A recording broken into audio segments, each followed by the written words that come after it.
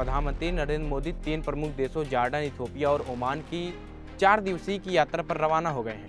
यह यात्रा सिर्फ एक औपचारिक दौरा नहीं है,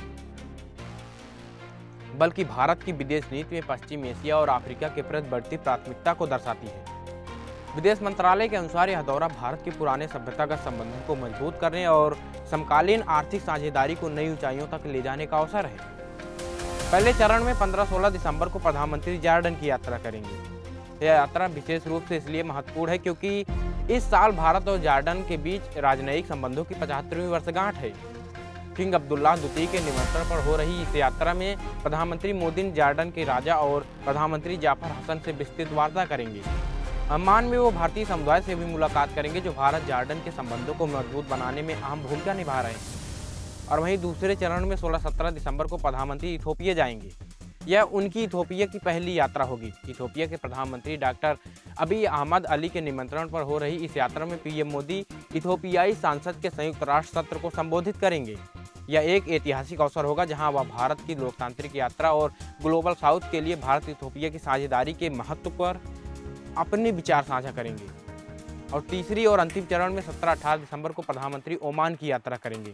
सुल्तान हैथम बिन तारिक के निमंत्रण पर हो रही इस यात्रा में दोनों देशों के बीच 70 वर्षों के राजनयिक संबंधों की वर्षगांठ को चिन्हित करेगी। यह प्रधानमंत्री मोदी की ओमान की दूसरी यात्रा होगी। अब सवाल उठता है कि इस समय यह यात्रा क्यों महत्वपूर्ण है। सबसे पहले बात करते हैं आर्थिक महत्व की, आर्थिक पहलू की।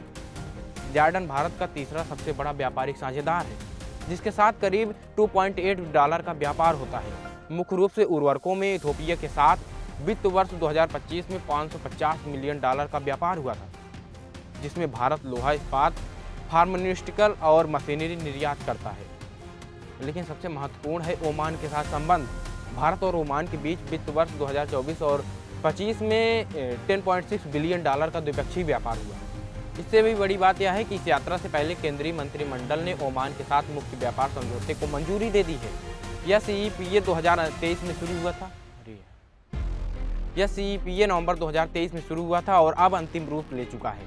ओमान में 5000 से अधिक भारतीय संयुक्त उद्यम हैं, जो ओमान की अर्थव्यवस्था में करीब $7.5 बिलियन का योगदान देते हैं। रणनीतिक दृष्टिकोण से देखें तो यह यात्रा भारत की पश्चिम एशिया और अफ्रीका नीति का हिस्सा है।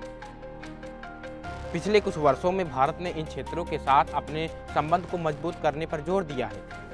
इथियोपिया की राजधानी अदीस अबाबा अफ्रीकी संघ का मुख्यालय है, जिसे 2023 में भारत की G20 अध्यक्षता के दौरान G20 का अस्थायी सदस्य बनाया गया था।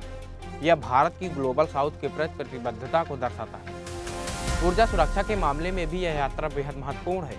ओमान भारत के लिए ऊर्जा का एक विश्वसनीय स्रोत है और दोनों देशों के बीच रक्षा सहयोग भी मजबूत है। इस यात्रा में ऊर्जा, रक्षा प्रौद्योगिकी, कृषि और संस्कृति के क्षेत्र में भी सहयोग समीक्षा होगी।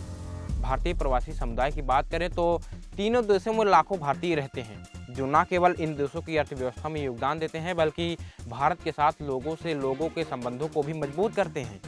प्रधानमंत्री मोदी तीनों देशों में भारतीय समुदाय से मुलाकात करेंगे और उनकी उपलब्धियों को सराहेंगे। भू राजनीतिक संदर्भ में देखें तो वर्तमान वैश्विक परिदृश्य में जब अमेरिका और चीन के साथ प्रतिस्पर्धा बढ़ रही है, भारत अपनी स्वतंत्र विदेश नीति के साथ इन क्षेत्रों में अपनी मौजूदगी मजबूत कर रहा है।